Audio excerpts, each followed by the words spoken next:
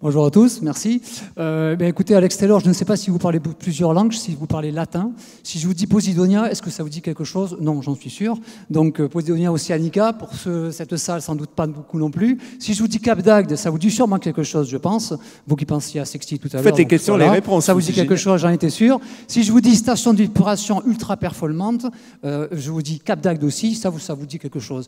Et bien tout cela, Posidonia, c'est le nom de la station d'épuration qui est chez nous, à Agde, qui est particulièrement performante depuis quelques années, mais c'est aussi le nom d'une plante marine typiquement méditerranéenne, donc on trouve chez moi en Méditerranée, et pour laquelle donc on a des actions et dont on s'occupe depuis plusieurs années avec la ville d'Agde, mais avec le soutien de nombreux partenaires, dont l'Agence de l'eau. Et un de nos engagements, des messages qu'on voudrait faire passer, c'est de continuer à travailler sur la protection de cette plante, mais aussi des fonds marins côtiers dans leur ensemble, et tout cela en installant des mouillages écologiques. Le Cap d'Agde, c'est 250 000 touristes pendant l'été, c'est 15 millions de nuitées, j'ai bien dit 15 millions de nuitées, c'est 25 000 habitants pendant l'hiver. Donc un enjeu au niveau de l'eau qui est particulièrement important.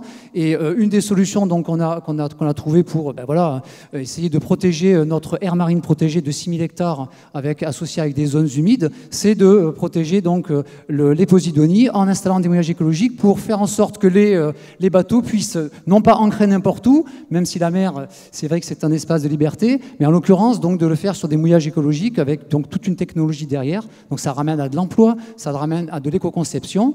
Et puis un deuxième aspect qui nous intéresse aussi au niveau de la ville et qui intéresse aussi l'agence de l'eau avec laquelle on travaille beaucoup, c'est la sensibilisation et l'éducation. Ça a été dit dans le public tout à l'heure. J'ai bien aimé parce que je trouve qu'on n'en a pas beaucoup parlé. Et en fait, c'est quand même important de pouvoir sensibiliser et éduquer les jeunes et les moins jeunes dans le domaine. Donc dans ce domaine, on voudrait travailler sur des éléments un peu, je dirais, un peu plus technologiques, avec des applications notamment, mais aussi parfois tout simplement avec des plaquettes en couleur, voire en 3D, en 3 dimensions, comme on sait le faire, pour le sentier sous-marin que nous avons, nous, à Agde, ou pour d'autres activités qui sont liées à l'écotourisme, j'en finirai par là, qui est un des vecteurs de développement qu'on peut avoir dans le domaine de l'eau, enfin des eaux côtières, puisque nous sommes dans les eaux côtières, nonobstant le fait qu'évidemment la ville d'Agde, vous vous en doutez, travaille sur bien d'autres domaines dans le domaine de l'eau, au assainissement. Nous sommes une commune importante sur le littoral méditerranéen. Voilà, donc j'avais envie de vous donner ces deux petits messages qui sont là un petit peu les clés d'aujourd'hui et de demain pour nos activités.